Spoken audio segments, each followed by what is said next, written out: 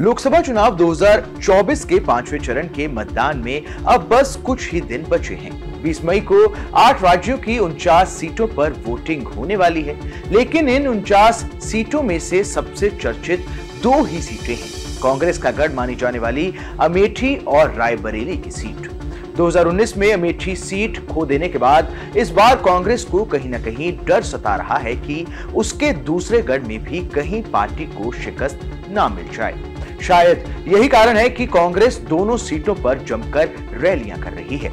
सपा के राष्ट्रीय अध्यक्ष अखिलेश यादव इस बार कांग्रेस के स्टार प्रचारक बनकर सामने आ रहे हैं।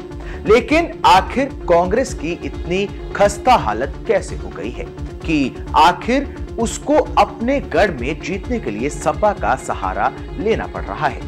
आइए आपको इस वीडियो में विस्तार से समझाते हैं। मैं हूं कुमार शर्मा और आप देख रहे हैं न्यूज नेशन का डिजिटल प्लेटफॉर्म।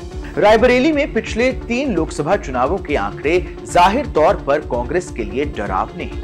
ये आंकड़े साफ करते हैं कि कांग्रेस के लिए रायबरेली जीतना आसान नहीं होने वाला है। दरअसल मीडिया रिपोर्ट्स की माने तो रायबरेली में 2009 के बाद 2014 और 2019 में कांग्रेस का वोट लगातार कम हुआ है। यह हाल तब है जब रायबरेली से बीजेपी ने कभी भी सोनिया गांधी के कद का प्रत्याशी खड़ा नहीं किया है। 2009 के लोकसभा चुनाव में कांग्रेस को मिलने वाले वोट का परसेंटेज करीब 72.2% था, जो कि 2014 में गिरकर 63.8% हो गया। 2019 आते आते सोनिया गांधी को मिलने वाले वोट का प्रतिशत गिरकर 55.8% हो गया है। इसके ठीक उलट बीजेपी का वोट शेयर लगातार यहां से बढ़ता रहा है। 2014 में बीजेपी को यहां करीब 21.1% वोट हासिल हुए थे, जो 2019 में 38.7% तक पहुंच गए थे। इतना ही नहीं, रायबरेली जिले में सदर, हरचंदपुर, ऊंचाहार, सलोन, सरेनी और बछरावा 6 विधानसभा सीटें हैं। 2022 के विधानसभा चुनाव में रायबरेली सदर, सलोन विधानसभा में भाजपा ने जीत दर्ज की थी। वहीं बछरावा, सरेनी, हरचंदपुर, ऊंचाहार में समाजवादी पार्टी ने जीत दर्ज की थी। पर अब ऊंचाहार के विधायक बीजेपी के खेमे में आ चुके हैं। वहीं इन विधानसभा सीटों में से कांग्रेस एक भी सीट नहीं जीत सकी थी। सबसे बड़ी बात यह रही कि करीब 4 सीटों पर कांग्रेस तीसरे स्थान पर रही और 1 सीट पर कांग्रेस चौथे स्थान पर रही थी। कहीं ना कहीं ये भी एक बड़ा कारण है कि कांग्रेस को रायबरेली जीतने के लिए सपा के समर्थन की जरूरत पड़ रही है। वहीं बात अगर कांग्रेस के दूसरे गढ़ अमेठी की करें तो 2019 के लोकसभा चुनावों में बीजेपी ने कांग्रेस के गढ़ में उन्हें करारी शिकस्त दी थी। यहां से स्मृति ईरानी मौजूदा सांसद हैं, जिन्हें 2019 में 49.71% वोट मिले थे। वहीं कांग्रेस 43.86% वोटों के साथ दूसरे स्थान पर रही थी। 2019 में मिली हार का नुकसान 2022 के लोकसभा चुनाव में भी देखने को मिला था।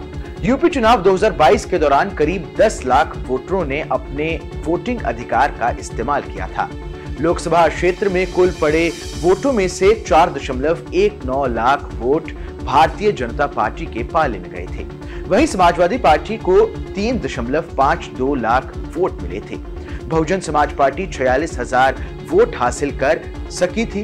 वहीं कांग्रेस को 1.43 लाख वोट हासिल हुए थे। अन्य दल और निर्दलियों के खाते में 41,000 वोट गए थे। इस हिसाब से देखें तो 41.8% वोट शेयर भाजपा के पाले में गया।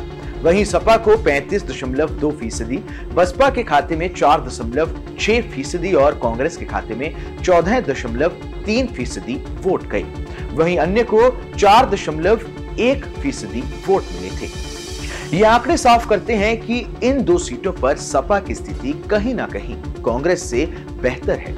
ऐसे में अब अगर अमेठी में कांग्रेस को वापसी करनी है और रायबरेली की अपनी पुश्तैनी सीट बचानी है, तो यहां पर उन्हें किसी भी हाल में समाजवादी पार्टी का साथ जरूर चाहिए। इस खबर में बस इतना ही। ये खबर आपको कैसी लगी हमें कमेंट कर जरूर बताएं।